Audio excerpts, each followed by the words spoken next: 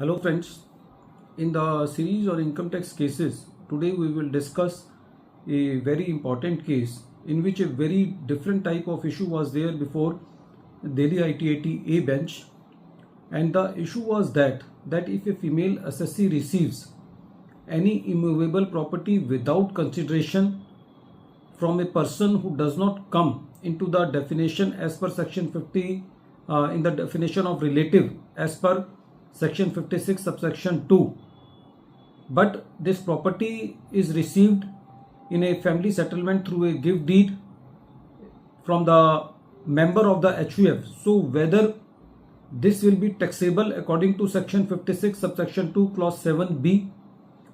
this issue has been decided by Honorable Delhi ITAT A bench in the case of Income Tax Officer versus Ratna Agarwal, and this case is reported in 137 ITR Tribunal at page number 22, and the date of the judgment is 4th February 2026.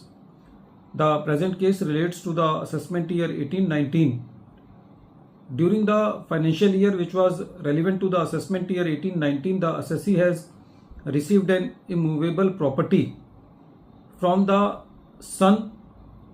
of brother of assessee's father-in-law. The assessee filed the return, but in that return the assessee has not taken the value of that property as income from other sources. The notice under section 148 was issued on this ground to the assessee. When the assessee received this notice, the assessee, on the advice of a professional, included the value of that property into the income of the assessee under the head income from other sources under section 56 subsection 2 clause 7b. When the assessment proceedings were going on, the assessee was guided by some professional that in the present case the provision of section 56 subsection 2 clause 7b does not attract to the assessee, because the definition of relative in explanation E clause I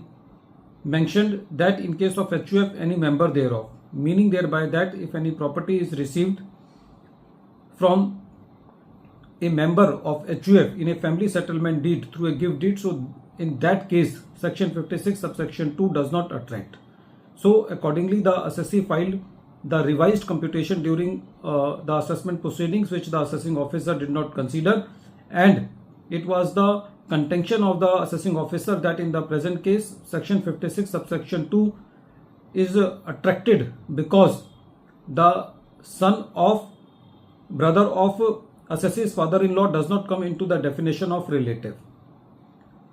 When the matter was before the CIT appeal said that in the present case the assessing officer's allegation that the family settlement is a connoted story is not a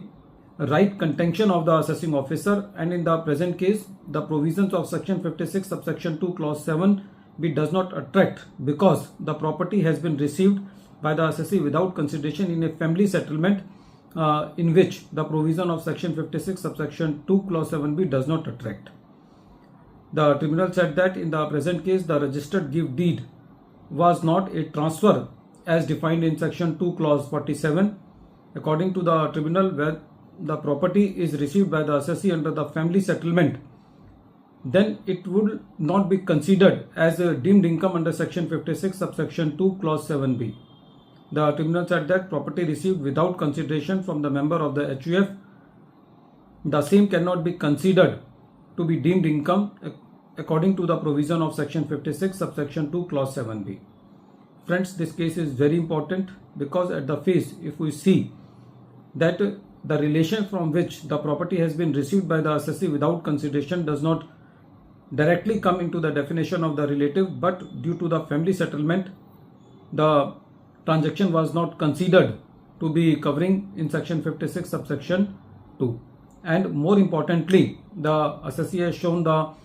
income in the return of income filed against the notice under section 148. So the tribunal said that the CIT appeal has rightly allowed the appeal of the assessee by following the judgment of the Honorable Supreme Court in the case of Godse India Limited versus CIT, which says that the appellate authority do have the power to admit a fresh claim during the appellate proceedings. At the end of this video, once again I am repeating the name of the case. The name of the case is Income Tax Officer versus Ratna Agarwal, and this case is reported in 137 ITR Tribunal at page number 22, and the matter has been decided by Honorable Delhi ITAT A bench on 4th February 2026. Thank you, friends.